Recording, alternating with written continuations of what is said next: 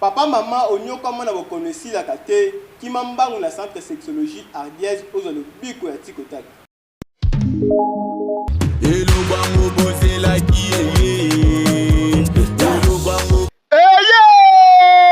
Congo Kinshasa, Congo Brazzaville, papa mama ya motonyoka mwana bokono otambola partout sur le saison makate ki mambangu na centre sexologie ardiez ayeli bino lobiko ya kafu kafu un coup une flamme bazali kotote wa maladi lokola faiblesse sexuelle yo moto koma bilemba frigidité pose ya bapesila éjaculation précoce infection sexuellement transmissible omela bakisi chose wa makate prostate enyonga yo cancer kutu koloba te na centre sexologie ardiez bazobeta yango nde dada ebongo mpo na bino bavrai chéri bolela cimenterie centre sexologie ardiez abosani bino te na mokolo moke ya pamba ozutani na yo ya kider bondimela ngai médical ardiez sexologie eswanyaka na oyo etali médecine moderne toswanyaka na bokoko te totali médecine moderne ata ozwami wapi oyo na tiangu oyo wapi maluku olanda biso kaka na adresse oyo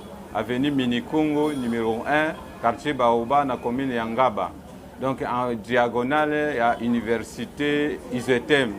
Okanisi esili ta pona bino bilenge mobali centre sexologie ardiez avec le docteur Oscar Omangelo, spécialiste en sexologie, ayeli bino mobange na appareil pona massage ya ba troisième pied. Apena oyo appareil oyo etali uniquement bana mibali oyo bana problème ya atrophie, c'est-à-dire peni na soit abotama okonda soit maladie songolo ekondisi yango oye tokosoigner yo na nini oyo donc okoma na peu de temps okoma na normal oko retrouver pe virilité na nyonso normal. Et en dehors de ça, tosuki ka ipamba na mibalité, tosoignaka pe bana basi. Ozana posa ya bota, tosoignaka soit ozana posa peut-être moi si me comme moi munene, tosoignaka ou bien problème à frigidité. Hein, moi si à santaka mobilité pour ça wana yelaka été a comme un orgasme été, biso dans peu de temps wana dans une semaine fait beaucoup au retrouver wana sens sexuel wana pe au séjour na mobile na yo ezati ke ya na ba sentiment na yo zo kilo te donc eloko wana vraiment tout ça la rango guérison eza en 100% et puis dans peu de temps. Pour les infections peut toujours soigner IST les infections sexuellement transmissibles toujours soigner ango avec succès. Wana soko ke en tout cas, au quotidien, dans le centre, peu de jours, juste une semaine, au commune, normalement, on a une infection du sous-sous, et ça, en plus, c'est là où on peut se conseiller de se comporter, un traitement ou bien après traitement pour l'infection, ils ont du sous-sous, on peut se conseiller dans les malades. Donc, toujours lancer vraiment appel. Nabino, vous avez un problème, on a cité. Entre autres, faiblesse sexuelle, éjaculation précoce, frigidité, agrandissement, il y a organes génitaux, surtout il y a mobile, tout ça, vraiment en 100%. Puis même moi, si tout ça, peut être si au moins que non, un peu peut-être dans l'appareil génital, tout ça, si au ça, moins d'une semaine, on retrouve presque virginité, comme à la naissance. Donc, le centre médical. Ardiez sexologie tout ça basé.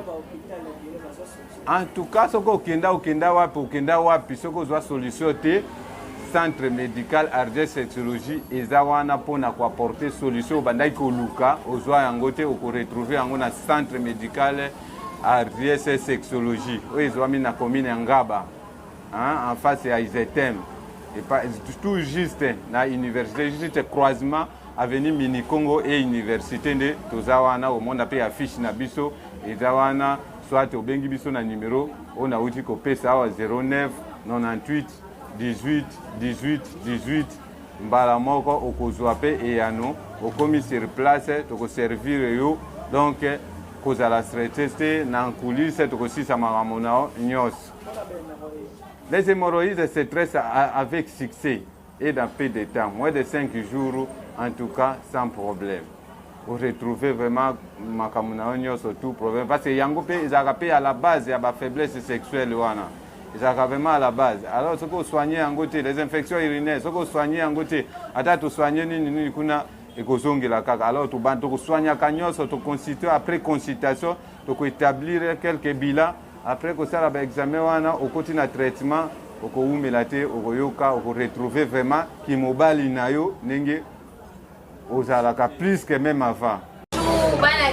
Bakinois tobengi bino boya ebele ana centre médical Ardiès tozo traiter malade oyo concerné CERS tozo basé mingi na CERS yo mutu o telemaka lisusu te mobile yo mwasi oyoka susatima mibali te ana centre Ardiès yaka kozwa lobiko ya solo tozo sala na prix promotionnel yo mutu oza na posa taille yo mutu oza na posa mabele vimba yaka aoza na taille ya acoustique ana centre Ardiès touo na touo yoka biso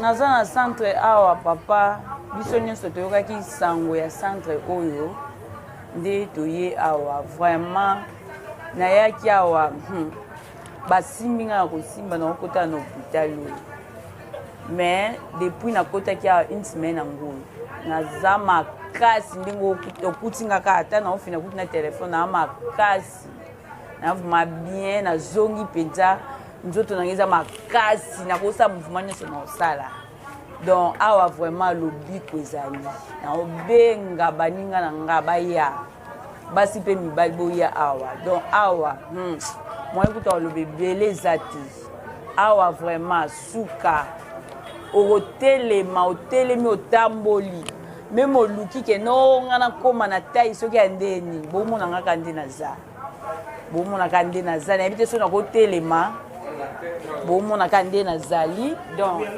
eya nango kuti ya oloba te bomona biongaka nde naza tunanga nini centre sexologie Ardiès azotraite na médecine moderne awa lisolo ya makashi notanga wisi bosana okotunanga centre sexologie Ardiès ezomi wapi eza nango mosika ta ezali na avenue Minikongo numéro 1 na commune ya Ngaba quartier Baoba en face ya Isatem non loin ya maison communale ya Ngaba oza mobimba centre sexologie Ardiès yende kolo masolo. tosilisa magazine na biso na rubrique yeba oyo epesaka bino mayele to savoir faire na bandako na bino mikolo na mikolo ozwa badetail. Tolobela na rubrique na biso yeba ya mokolo lelo ba bien fait aloe vera na nzoto ya moto. Esengeli koyeba ete aloe vera est une plante originaire d'Afrique et tondisami na ba qualité ebele esungaka ba maladie oyo eza na kati ya nzoto to pe na loposo. Esengeli koyeba aloe vera etretaka constipation ezo soulager ba douleur ya estomac. Aloe vera eza kisi monene esungaka basi po babota malamu.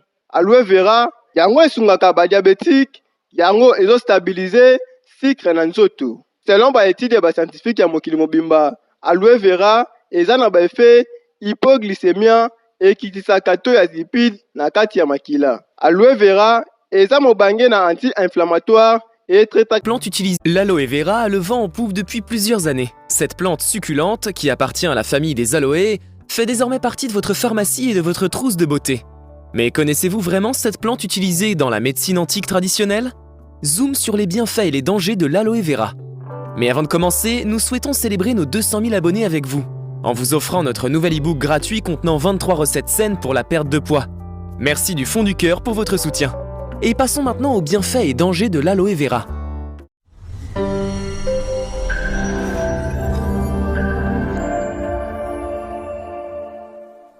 Numéro 1, pour la digestion. L'aloe vera est une plante grasse que l'on suppose être originaire d'Afrique. On estime que l'aloe vera a des propriétés curatives. Elle est souvent utilisée pour traiter la constipation, les brûlures d'estomac et les ulcères. La pulpe fraîche des feuilles a elle aussi des propriétés intéressantes. Elle soulage les intestins en drainant les toxines et aide à déloger les déchets ayant parfois pris place dans les plis de la muqueuse intestinale. Numéro 2, pour la fertilité. Les femmes ont longtemps utilisé l'aloe vera pour améliorer leur fertilité. La plante est riche en vitamines, minéraux et autres composés actifs, qui peuvent aider à augmenter la production de follicules ovariens et à améliorer la qualité des ovules. L'aloe vera peut également aider à réguler les hormones et à soulager les symptômes de l'endométriose. Aujourd'hui, dans de nombreux pays du monde, l'aloe vera combinée à d'autres aliments est pratique. Elle est utilisée comme traitement naturel pour aider les couples à concevoir plus rapidement et sereinement. Numéro 3, pour la glycémie. L'aloe vera est également utilisée pour aider à stabiliser la glycémie chez les personnes atteintes de diabète. Les scientifiques ont étudié l'effet de l'aloe vera sur la glycémie chez les rats diabétiques. Ils ont constaté que l'aloe vera avait un effet hypoglycémiant, en abaissant le taux de sucre dans le sang. Ils ont aussi constaté que l'aloe vera améliorait la tolérance au glucose et qu'elle diminuait le taux de lipides dans le sang. Bien sûr, rien ne remplace un avis médical, mais les diabétiques peuvent consommer l'aloe vera sans inquiétude. Chez les personnes non diabétiques, l'aloe vera pourrait prévenir l'apparition de la maladie. Chez les sujets considérés comme en prédiabète, l'aloe vera retarderait les symptômes. Numéro 4, anti-inflammatoire. L'aloe vera contient des composés anti-inflammatoires qui peuvent aider à réduire l'inflammation et la douleur. La gelée d'aloe peut ainsi traiter l'inflammation associée à diverses conditions telles que l'arthrite, la gingivite et le psoriasis. Une consommation régulière et raisonnée booste ainsi les défenses immunitaires, aidant le corps à rester en bonne santé. En usage local, l'aloe vera est aussi un excellent remède. Depuis des siècles, elle est utilisée et connue pour ses propriétés non seulement anti-inflammatoires, mais également apaisantes et réparatrices. En application externe, elle peut soulager les brûlures, démangeaisons et autres problèmes de la peau. Numéro 5, pour la peau. En cosmétique, l'aloe vera fait fureur. On le retrouve dans les crèmes et lotions. Mais saviez-vous que vous pouvez aussi l'utiliser pur ? En effet, cette plante est riche en vitamines, sels minéraux et autres produits naturels qui agissent directement sur la peau. L'aloe vera a des propriétés purifiantes, cicatrisantes et réparatrices. Elle est donc parfaite pour les peaux abîmées, irritées ou à bout de souffle. De plus, l'aloe vera est une plante très hydratante. Elle permet donc de lutter contre le vieillissement de la peau et de lui redonner tout son éclat. Si vous souffrez d'acné, envisagez donc une cure d'aloe vera. Ses propriétés permettent aux peaux sujettes à imperfection de cicatriser rapidement tout en limitant les dégâts. En Asie, l'aloe vera est très souvent utilisée pour apaiser la peau des coups de soleil. Son action fraîche soulage et permet d'éviter la déshydratation de l'épiderme et donc son desquamation. Au soleil, n'oubliez pas de vous protéger avec un écran solaire adapté. Numéro 6, pour les cheveux. Si l'aloe vera est plus connu pour ses bienfaits curatifs, son utilisation permet aussi d'avoir une chevelure saine, forte et brillante. L'aloe vera est donc aussi excellent pour la beauté des cheveux. Les produits à base d'aloe vera hydratent les cheveux et le cuir chevelu, ce qui les rend doux et brillants. Il peut également aider à prévenir la perte de cheveux. Utilisé pur sur les cheveux avant un shampoing, l'aloe vera booste l'hydratation du cheveu en y retenant l'eau. L'été, cette plante peut réhydrater un cheveu malmené par le sel, le vent et le soleil. En cure, gorgez vos cheveux de gel d'aloe vera. Enrubanez-les dans une serviette et dormez avec. Le matin, rincez et shampouinez. Vos cheveux seront brillants et réhydratés. Le gel d'aloe vera a plusieurs effets bénéfiques sur la santé, mais il y a aussi quelques dangers à prendre en compte. Parcourons-les ensemble. Numéro 1, risque d'allergie